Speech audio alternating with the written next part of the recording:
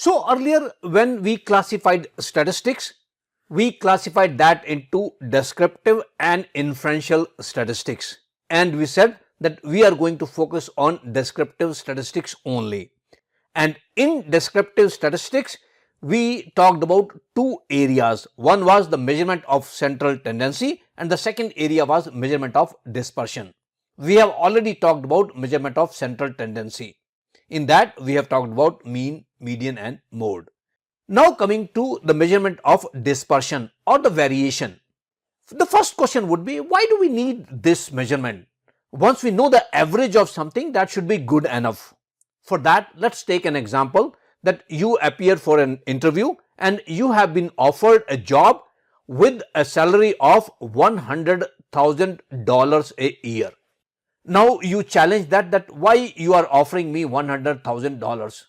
Now HR tells you that that's the average salary which everyone gets in your level of experience. Will you be satisfied? Probably the next thing which should come to your mind is, what is the variation here?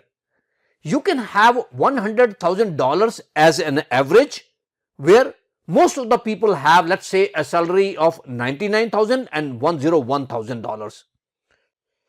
So everyone has 99 to 101 and you have been given $100,000. Okay, that's fair. Then that's not a problem. But then there could be another scenario where you have too much of variation. Too much of variation means some of people in that grade might have a salary of, let's say, 80,000. Some might have a salary of $200,000. So $80,000, $200,000 and you have been placed in $100,000. This still might be the average, but then this is not something in the middle of that range. So you need to understand the range. Whatever data you are collecting, you still need to understand the broad spectrum, dispersion or the variation in that.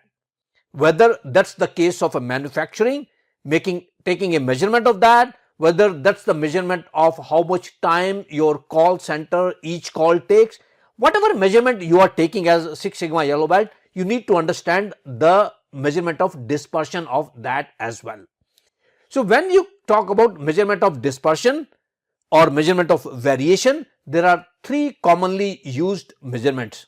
One is the range, which is quite simple. We will talk about that.